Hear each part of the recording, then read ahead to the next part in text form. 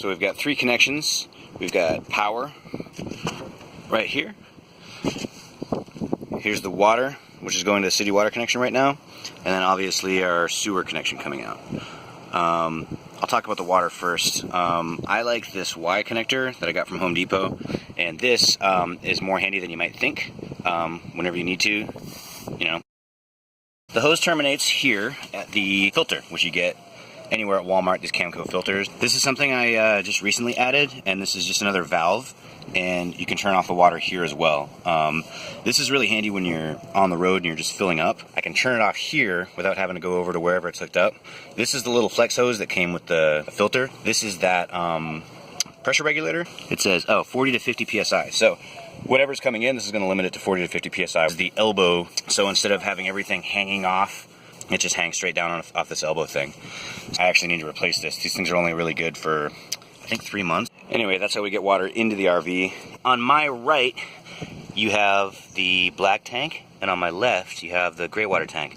And the main way you can tell is that the black water tank is always bigger. So when you're hooked up at an RV park, permanently, like I am, I have the black water tank closed. If you just let it open all the time, it'll let the stuff dry against the side of your tank. So what I'm going to do now is I'm about to take a shower. I'm going to close this and go take a shower.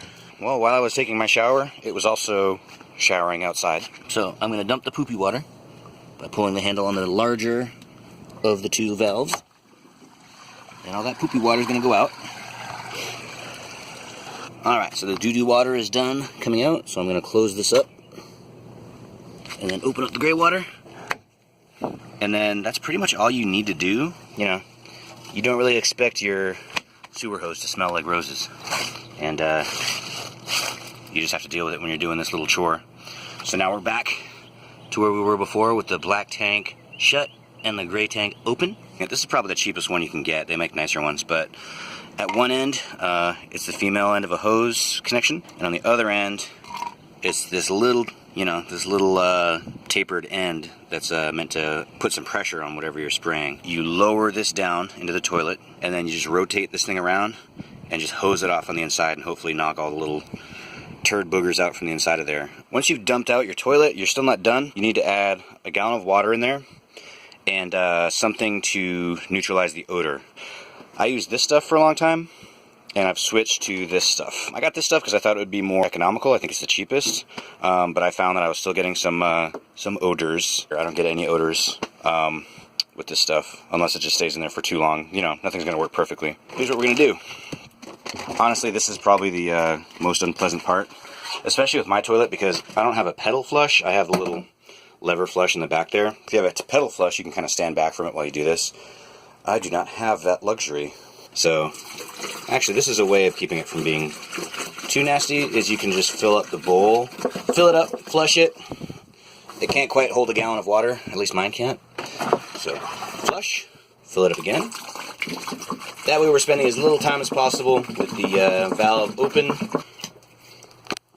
Flush that bad boy.